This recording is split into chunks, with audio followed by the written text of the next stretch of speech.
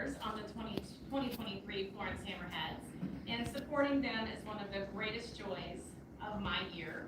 It's a lot of work, but it is very rewarding, and we get to catch a lot of moments of sportsmanship, friendship, and just pure joy. And I am here to extend a little bit of that joy and excitement this year after the start of our season, because Thursday is our very first home meet of this year. So they are very excited. And in that spirit, we want to extend to you all an invitation for June 22nd, which will be our third and final home meet of this year. We are going to be celebrating community and our seniors. And how we celebrate community, we support a charity which is very near and dear to us, which is called Cannonballs for Kane. And what this charity is it honors a past Hammerhead named Kane Finley. He passed away from DIPG in 2017. And we do a little charity event. Sometimes we do cannonballs actually, but we have too big of a team this year. So we're gonna go back to the duck race where we send a whole bunch of rubber ducks down the water slide. So people really love the rubber duck derby. So we're bringing that back this year. We're gonna honor our seniors. So we really hope you all will come out and join us this year. And we're very proud of our team. We're proud of our past accomplishments, but I do believe that our families are most proud of the culture that our team represents. We have inclusiveness and friendship that our team shares each and every year, and it's something we're very, very proud of. We bring in so many new families each and every year, and we find that they blend right in, and it's beautiful. It's something that it's just so much fun to watch, and the sportsmanship that we are able to cultivate down from our fastest to our slowest swimmers, seeing cheering that goes on at the end, even for the slowest swimmer. You would think that they were the champions of the team. It's just so much fun to watch. So I just really hope that you all come out and see us, and that you all cheer us on, and that you all find some pride in our team this year, because we are your other hometown sporting team. That's right. So we have a gift for our city council members, and we hope that you all will accept it, because you guys are also honorary Hammerheads, and our team members are going to present that to you guys. You want to come up and present that to them? And we hope that you all will maybe take a picture with our kids. Actually, if council could come on out, we'll come out, and then you guys can come on up. And we have Bennett, our coach as well. He's our coach this year. Carolyn, what time do you meet us at the event? Our meets start at 6:30. Go all the way up to the front. So go on to the front, guys.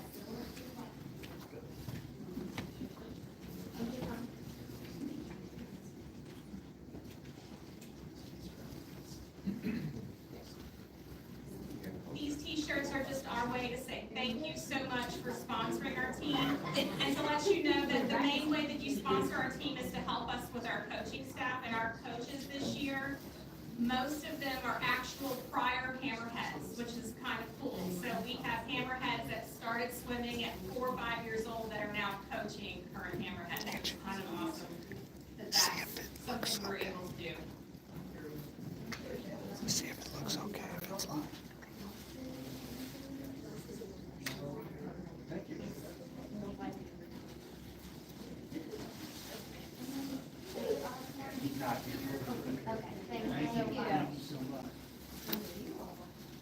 It's doing it wrong. All right, we'll hear all three. Take a picture, ready? 1, 2, 3.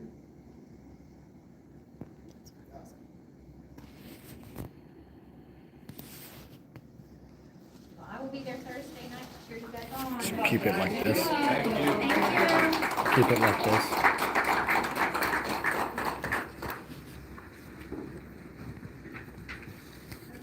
You don't have to stay for the budget meeting.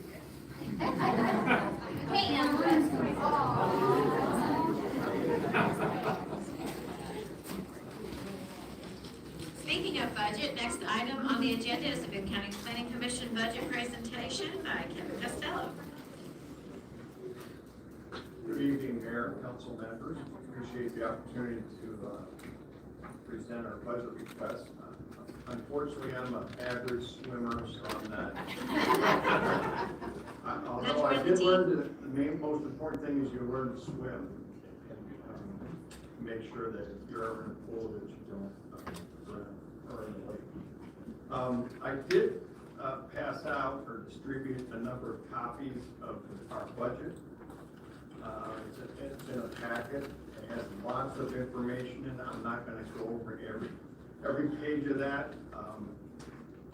For the newest council members, it gives you kind of a historical perspective of development activity in the 3 cities in the county. As you know, we're joint city county planning commission serving the cities of Florence, Union, and Walton in the county. I have a staff of 15, actually total of 15, including me. And we have 15 board members, of which 6 are appointed by the mayor of Florence,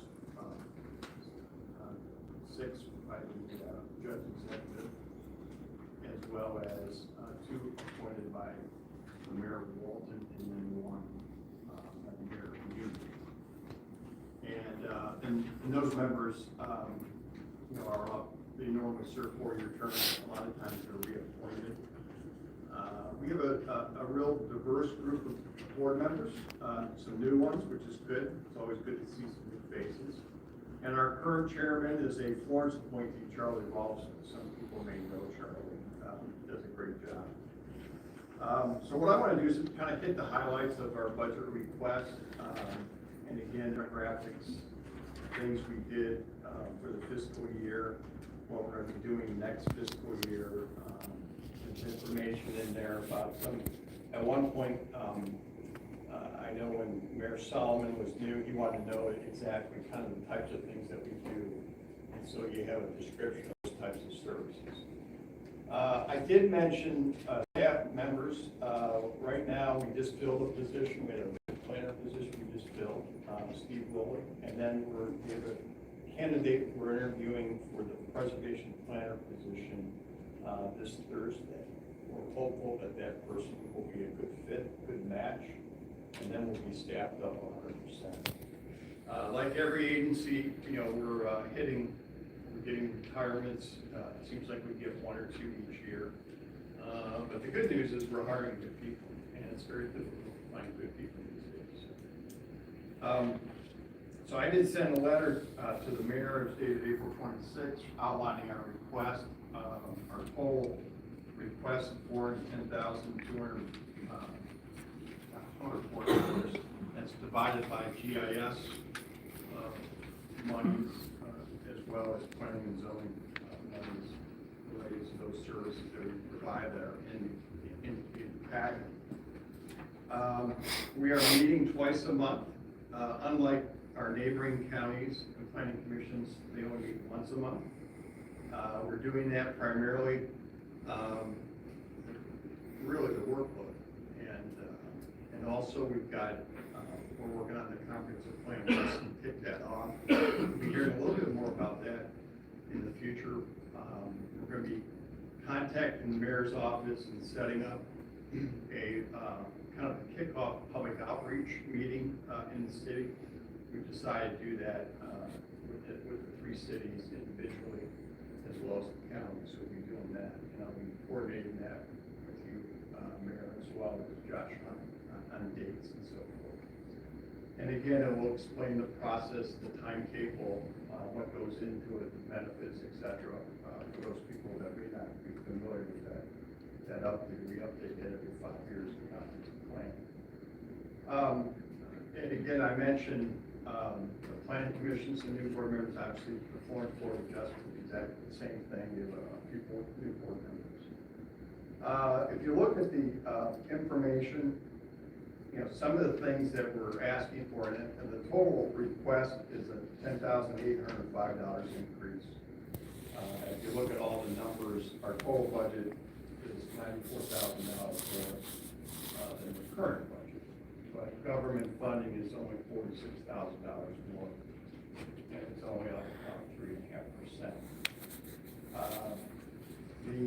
And what we decided to do a few years ago, working with Mayor Whalen when she was mayor, as well as the 2 other mayors and Judge Moore, was any increase in the planning commission's budget would be shared proportionally to the population of the community. So, for example, we're using the 2020 population, and so and the percentage are such that, like, for example, the fiscal court is about 67.28% of the increase. So, they're paying about $31,000, so that $46,000. The things that we accomplished, the big projects, and again, all the things are listed in there, was the completion of the zoning update. Remember, we started that about the time that COVID started and finished that. We finished that late last year. And then also we're working on wrapping up the subdivision regulations update, which we normally do. And we're working with the city. They've shared with us some new specifications for roads, and we're looking at those very closely. There's some very good things, suggestions that are coming out of that, and it may end up adopting that countywide, which would, apply to the 3 cities as well as the county, or there might be 2 versions. We've had that in the past with the city of Florence as their own version. But those are things that we're looking at right now. As far as the increase, what that's going for, again, we're doing the comp plan update. We anticipate finishing that towards the end of 2024. You may recall it starts out with the goals and objectives. The legislative units has to adopt those, then it gets into the chapters with the elements. As well as we're purchasing new aerial photography. We have a subscription service, so the city gets updated aerial photography twice a year. And so I think the latest was February, photography was flown. I'll stop. I could go on and on and on. Be happy to answer any questions that you have. I know Dave Osborne has the favorite question, but he's not here, so I feel I get a break. He's always asking me how busy we are. So. But we are busy, just like I'm sure I could ask that same question to Josh on police chief, fire chief. We're all busy. It's a very busy time for the city of Florence and Boone County with the development really firing up and going by. It's just amazing what's going on out there. You've got a bulldozer in this area, you're busy. That's right. It's really busy. Yeah, I think between, what's happening at the airport, all the road construction, there's some projects that are wrapping up, but there's new ones that are affecting the city. If you think about it, Donaldson Road, eventually Turfway Road, everything around the airport. You improve those routes, it affects the city, it improves. And as you know, our famous truck stop up here, when Ridgewood is finished by the end of this fall, Ridgewood Interchange, that truck stop will be open. That's half your problem. We cannot wait. Yeah. Talk to us a little bit more about the plans from the State Highway Department on their road expansion and such. As far as specific projects, Yes. well, right now, as you know, the main projects are going, Mineola, it's Donaldson right now. The 2 interchanges, Mount Zion and Ridgewood, are scheduled to be completed by the fall. And again, that indirectly, as you know, part of the Mount Zion interchange, people don't realize, is in Florence. The city limits kind of strange. It goes to the rest stop area, then it kind of goes to the east. So those things have to be wrapped up to again show the true benefits. But there's other things that are in the works that whether they be in design or Turfway Road, for example, is planned to be widened. We're kind of left off the intersection of Arrow Parkway. That's a go. And again, that's going to help. It's going to be impactful to the development of the Maryville properties in the city. So in theory, you're going to have a nice road network, widened to accommodate development there. Are there gonna be sidewalks on either side of that? Yes. Yes, Extension there? it's a combination of sidewalk multi-use path. That's kind of the way it's. And again, that's a big push now. 5 years ago, pre-COVID, we had all these road projects lined up, and the number of multi-use path projects that are going on now. As you know, the city kind of started a lot of that, and now the county's trying to catch up, and they've got a whole list like 2 or 3 pages of what they used past, and if you haven't been down 237, even the whole road network, Camphorst Road, Pleasant Valley Road, that's been a great improvement. Should have happened 15 years ago, but we finally got some funding to finish those projects. There's other projects that will be meaningful that can range anything from the signalization of US 42 to the Super Street project from Burlington to Florence. That's eliminating the left turn movements. You've seen a little bit of that already with the yellow cones that have gone out. People aren't used to those. I'm kind of watching that very carefully to see how the backups aren't as bad at both Old Church Road and Houston Road at 18. So because people can't make that left turn, you can't tie up traffic. There's a lot of things that are being done. The Super Street, again, eliminates the left turns all the way from, or limits them all the way from Florence to Burlington. And that project's going to move forward within the next year. That's going to help. Again, that's the main throat from Florence to Burlington. That really, in retrospect, you could argue that that wasn't designed the way it should have been. There's other projects, again, going through design, as you know, there's, right now. The whole idea of connecting the Ray Camp property, where that might go, connecting all the way to Mall Road and getting people, again, from the west side of the city, to Mall Road, or even to the interchange. That's going north or south there, Mall Road. Is it, so the alignment there is still up in the air, and is that correct? But yeah, they haven't picked it up, that's correct. There is like adjoining properties, so it may not go through Ray Camp, it may go through They the could. next door, yeah. I think Red Camp's probably unless is when you get the Hopeful Church Road, specifically between there and Mall Road, the alignment is in the air. I mean, we certainly, we don't get to choose that, but as a state, we can't stress that enough, because there's gonna be a little bit, there's gonna be some upset people about that street. But they do have right-of-way money, design money in the works right now for that alignment. Yeah, if you haven't seen our website, we have a list of road projects. We update that quarterly. I hate to admit, I haven't updated it probably maybe since the spring. But that list is on our website. We try to update that. That's all road projects in the county. Commissioner Carroll, there's other projects, again, whether it be in the county or the city, it affects the city indirectly. And we know Camphorst Road, there's some design money going on right now, and Hathaway Road, as well as the Walton interchange. There's a major study going on there with the limitations of, again, the design of the original interchange. There's Dixie Highway, obviously there's still a study going on there. You may recall that several years ago, there was a study, this is when Paul Marcotte was around, money was set aside, it was $60 million to rebuild it, and they decided not to lawful it. Now they brought it back because they think they need it.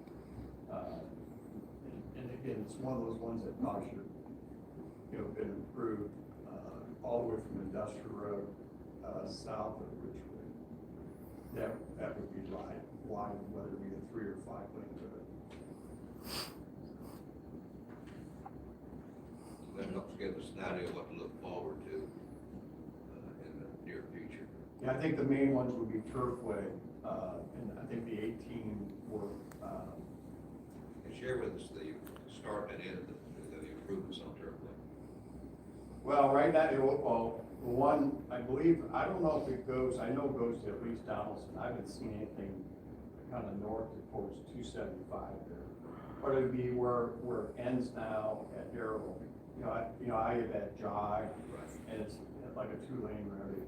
It would deal with that, and then of course they took the one we made a curve there, and so that would be changed also. There's also a 275 interchange study going on Right. right now. And one of the biggest improvements that they're proposing, at least at this stage, is that Turfway Road would be one lane. And go up towards the racetrack, swing around Thoroughbred, come back around where you kind of go 75 south now, swing it back around Hilton, it would be like a loop road. Years off from that, I mean, that's nothing you're gonna see within the next few years, but and it's also a part of the interchange study, which is a very big study. And where that stacks up against, I guess, the funding. Be horrible. Priority of it all, but that there's actually, if you just Google 275 interchange study, I think it's page 36, 37, there's images of what that looks like. Yeah, so Josh is correct, so the lanes, there are two lanes that go now that get you back, from Houston Road to southbound on 75 as well. Actually get off, you can't go northbound, they're talking about making that a flyover. Ironically, we recommended that years ago when the Houston Lakes project was approved. We had someone look at that and see to get people to go northbound to Cincinnati, that would be a quicker way to do it. Back then it was considered kind of foreign and expensive. The other thing is maintenance of the roads. You know how bad they are when you're driving. I mean, the stretch of 18 is just phenomenal. They've thrown some pavement down, but there's a lot of, even 275, between 75 and the airport exits, horrible. It was pretty bad. With all the trucks that we have and all the trucks that we have coming, it's gonna be a major issue to keep the roads together. Yeah, there's been some interest in developing, we know someone is, there's two companies that are interested in doing more truck parking and queuing instead of being on the side of the road that you see all the time. I saw the other day, some at, right behind Starbucks, trucks being parked there, there's about 6 trucks in Florence, I think that's Florence Plaza parking lot, and the parking lot's torn up. Yeah. Well, I'll just add that, Kevin and his team, there's no way we would be as successful with projects as we are without Kevin and his team. He won't admit it, but I think he is the longest serving Boone County official. I don't know if there's anybody else that has more tenure. I would agree with that. And it's always funny when you call him, not only can he tell you a little bit about the project as it was 10 years ago, chances are he can tell you what was involved there before, because he's been around so long, he knows more history than anybody would say. Well, I think Dale, I always rely on, the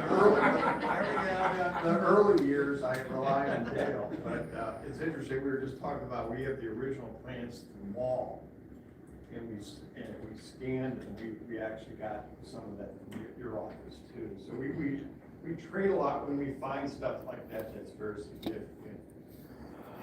And I appreciate those comments, but really have a good staff. Work together. And again, anytime you need any help from us, we'd be happy to do that. Florence, has we have a special place to us. And when I first moved here, I lived in Florence. And then I got married and had to buy a house, and I rented in Florence. So, in fact, I remember the old Hughes Oyster House. Oh, yeah. I remember all the places on Mall Road, the original places on Mall Road. So, and again, I actually moved, I think it was a week before the Turfway Road exit opened. So I remember I had to go all the way around to where I lived, because I lived off Turfway. And I had to go all the way around to find my place. Mayor, if I may, I would be remiss to not mention the Historic Preservation Review Board. Kevin's has staff for that board. It operates out of the Planning Commission. Right. And it's been pretty successful, I think, over the years. We have different people come and go, and our the last staff person that was there for 22 years. Right. Yep, Matt was there for 22 years, and he just retired. So when Kevin mentioned, the preservation planner aspect of things, that's what he was talking about, is the new staff Right. person that will be the staff for that. Yeah, we actually, we renamed the position of preservation plan because there's a lot of things going on. There's a lot of potential of things that, in the community, and having more discussions with people. And so we renamed it. We have one person in mind. I think you would be, you would like, assuming it goes, it's a good fit for that Okay. person. I don't want to say too Don't much. jinx it. Yeah, Joe James, but yeah. Appreciate those comments. So I just want to point out, your budget request is for additional 10,000 over last year, which is less than 3%, which with inflation, that's, Right, I mean, it's Correct. very responsible. So if there's any other questions with regard to the budget, Kevin's here now. Otherwise, I feel comfortable moving forward. Thank you, Kevin. thanks so much. Thank you, Deb.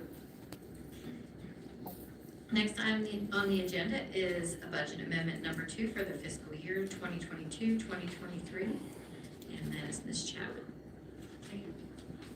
There are no changes on pages 1 or 2 of your documents, so if you'll flip to page 3, I'll go ahead and start going through some of the changes. This will be the budget for the Public Services Department. All right, we have just a couple changes on this page. The first change is in special engineering fees. We need an increase in there of about $15,000 for bridge inspections that occur during the year. Moving down further, janitorial supplies, just overall increase in cost and supplies usage. They increase that budget to $30,000. Motor fuel's the same thing, an increase from $80,000 to $115,000. Once again, just the price per gallon for the year. Utility service, I'm gonna try and save a little money there, but it might come back to bite us next year.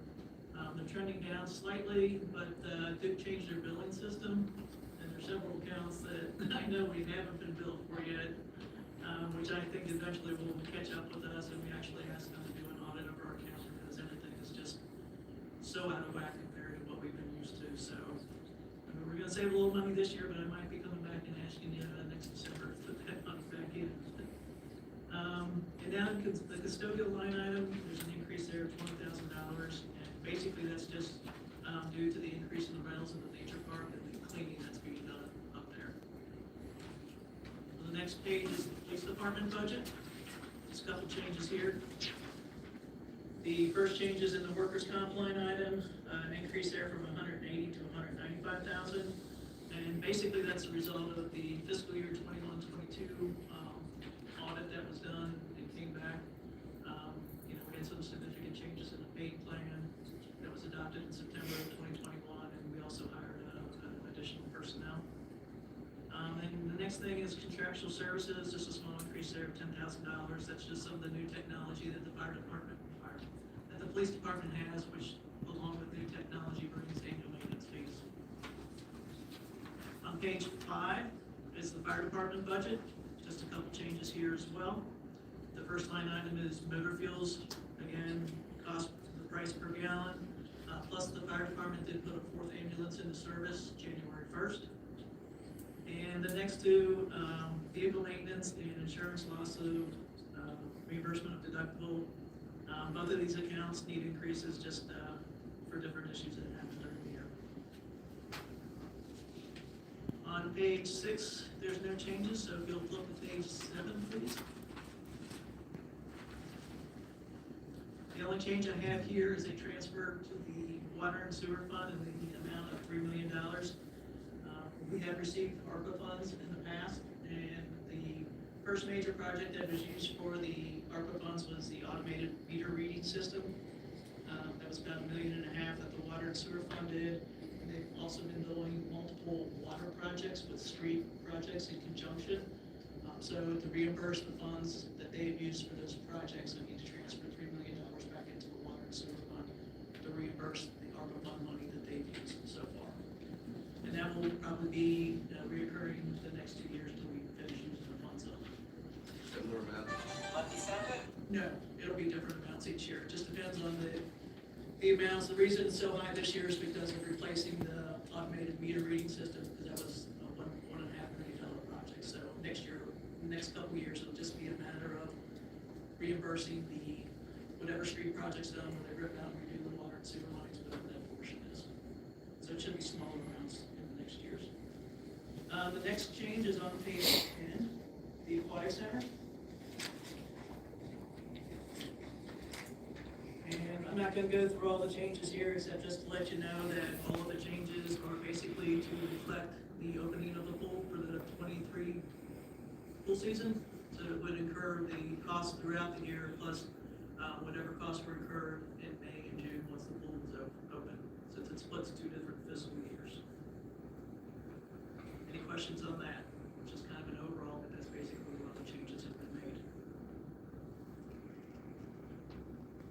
If not, we're gonna go ahead and move to the golf course fund. We have multiple changes here. I'm not gonna go through everything. I'll give you some detail on some. We've talked about this before, especially during the budget retreat, that with a new facility, new renovations, really don't have any kind of a historical knowledge. Actually having a restaurant for the first time, they don't have any basis of, it's like guess your best right now, so we get some historical data. So I have multiple changes here. So based on the operation so far, I am going to request increases in the greens fees, the driving range, and the golf carts, the golf simulator, club rental, the private lessons, a decrease in the amount of coupons that are being used, an increase in revenue for the merchandise, beer sales, miscellaneous, and other / tips. Now down to the expenditure side. Before you jump off of that, that kind of reflects return on our investment. Yes, and Very positive. actually the revenues are lower than what I'm anticipating. When I put this together and got everything finalized, I got some numbers within probably last Thursday, Friday, that the driving range and the simulators is just off the charts. It's just crazy. So it's probably a conservative estimate, but as always, when you do a budget, you go conservative on the revenues and high on the expenditures. So down at the bottom, the first section is basically wages and benefits. Same thing with staffing, new facility, new attractions, new restaurant. That was kind of a guess my best. And we all know what wages have been doing. So there need increases in those line items plus the corresponding benefits. Down in the next section for contractual services, golf lessons, gonna increase that $10,000, but that just corresponds with the increase in the golf course lessons revenue. Other contractual, the management fee, increase of $20,000 there. We did rebid the contract, and effective 1/1/2023, a new contract was put into effect. The upside of that was a little bit of increase in management fees, but we don't have that bonus calculation to deal with anymore, so the bonus is coming. With the new facility and not knowing what the potentials of revenue was, there's no way I could predict any type of a range to offer a bonus. So the next line item, the bonus last year was $25,000, that will go away permanently. So there's a slight increase in that line item. Next line item is advertising with opening of new facilities and trying to let people know what we have up there with the new top tracer bays, with the new restaurant, the new simulator bays that opened in February, the new beer wall. We have done some advertising this year to get the word out about what we have. That budget should drop way down starting July 1st. On page 12 is a continuation of the expenditures. Again, janitorial services, that's just an increase in cost and increase of services that are needed to keep the facility clean. Same thing with motor fuels, increase in price per gallon. Equipment expense, that's going to go up to $50,000. We've had several mower rebuilds. We put in new software systems for both the restaurant side and the golf side. A lot of parts have been ordered this year. Ice machine repairs. Just to give you a little bit of background on this, some of the expenses are higher than normal, especially with the golf course and supplies and equipment expense, because the contract was up December 31st. So Ralph did not feel like it was right to hire a new superintendent to do the grounds until he knew who was going to have the next contract.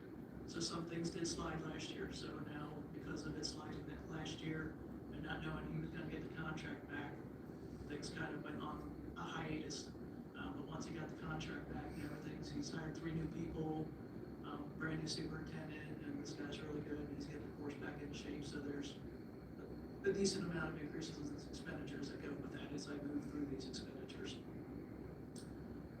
Golf course supplies, an increase there to 30,000. Once again, all the landscape beds in the parking lot with new rocks, new sand in the beds, Bermuda sod, miniature golf supplies, increase there at $15,000. That's repairing the pumps, new flags, new signage, new putters.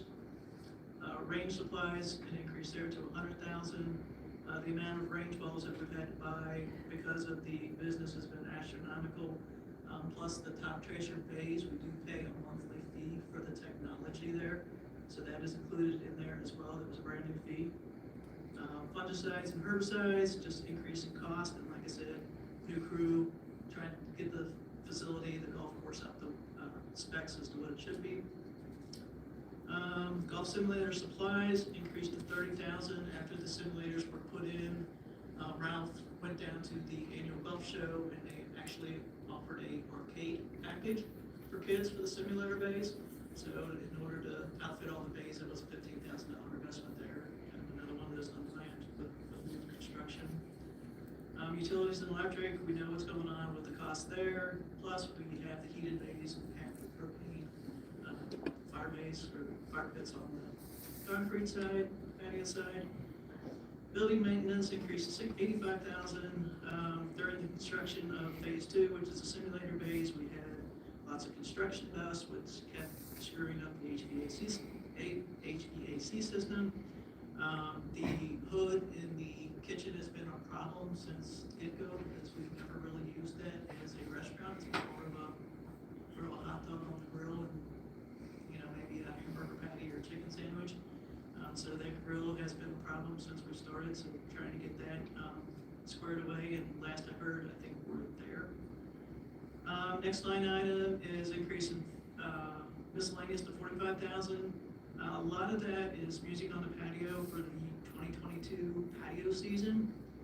We have all kinds of new events that they're doing, all kinds of new tournaments, everything just trying to get people up there, which has been a good success. I am gonna start a new line item to track the patio music and the cost of that, so I'm gonna put $10,000 in there so I can start tracking that moving forward. Pro shop increased to 135,000, that just corresponds with the increase that I did on the previous page in the revenues for the sales of the merchandise. Any questions on any of that? All right, next page, water and sewer fund. We've already, the one change that's on here is just a transfer in of the ARPA funds from the general fund in the amount of $3 million. The next page is the sanitary sewer fund. A couple of changes that you've already seen before. Motor fuels increased there 10,000 to 40,000. Equipment maintenance, there's been several vehicle maintenance issues this year, so there's an increase there of 11,000 to 60,000. And last but not least, the water department on the last page. Water purchases, I felt like the cost was getting a little bit too tight and I didn't want to bust the budget, so I pushed it up 50,000, which is probably, with the drought that we're in right now, is probably not a bad idea. Once again, motor fuels an increase there of 12,000, and then we talked about this at the budget retreat, wanting to add a new line item here for new service meter purchases. And this is so that when they get new services that come online, new developments, it doesn't screw around with their inventory stock for meters and settings and rings and lids and all that kind of stuff. So the biggest development and cost for that this year was the Hopeful townhouses, which has 60 units. Any questions on that? As always, good job. Any other discussion on the budget amendment number 2? All right, moving on to amendment, preliminary budget proposal for 2023-24. I have nothing to present to you. What was presented in this book in the April 26th budget retreat, there have not been any changes made to that, so I didn't want to waste the paper and give it back to you, because I really don't have anything further to discuss. So what what's contained in this book, it will be presented for first reading next Tuesday. It was a 5-hour meeting, so we had flashbacks. I don't know if we need to relive it, but if there's any specific questions that she can answer.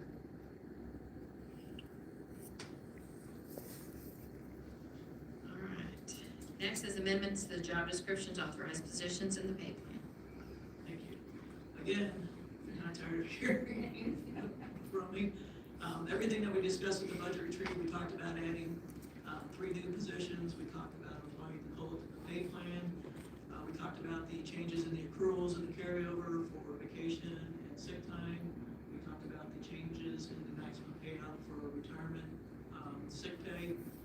All of that was discussed, and there have not been any further changes to that. So what was presented there is going to be the same thing that's presented for adoption this Tuesday. Is there any questions about that? We'll get some of that information for next week's meeting. It'll be with your ordinance, yeah. Next item is reappointments to the Code Enforcement Board.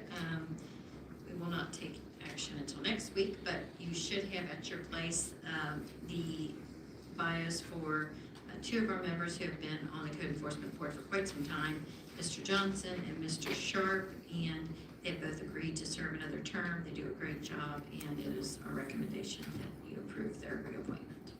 Any discussion? Happy to have. Next is the reappointment of Mr. Eric Hall as the city's representative and Justin Finke as the city's alternate to the Intermodal Coordinating Committee of the Ohio, Kentucky, Indiana Regional Council of Governments. You also did receive a memo with regard to this item.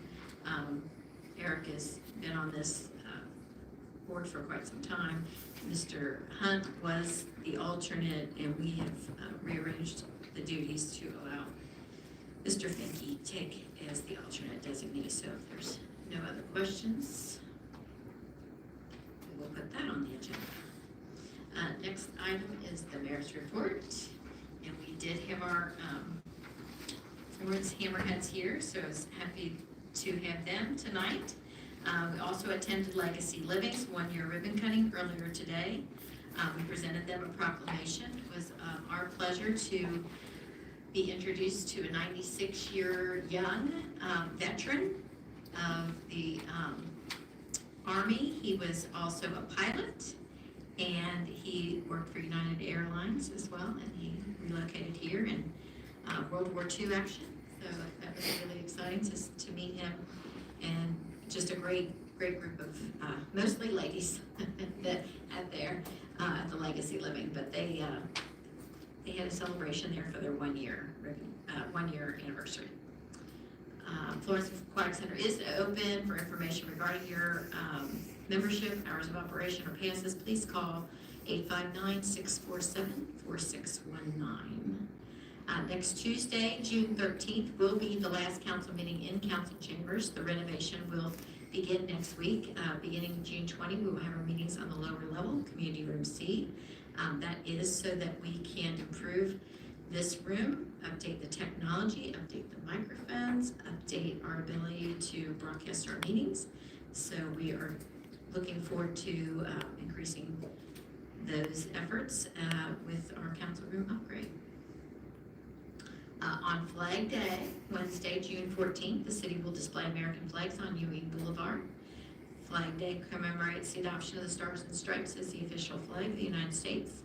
And hopefully everyone can display their American flag at their own home on June 14th. Something I'm really excited about is our first summer concert series, which will be held on Friday, June 16th at the Florence Mall. The concert will feature an opening act by Typo, which is a brother-sister duo, and the headlining act is East of Austin. East of Austin's a cover band with country music, blend of high energy and soulful sounds. The event will be held from 6 till 10, and we'll have different food vendors there. So we encourage everyone to come out, bring a chair if you like, and spend the evening with us at our concerts. Let's see, we don't have any session.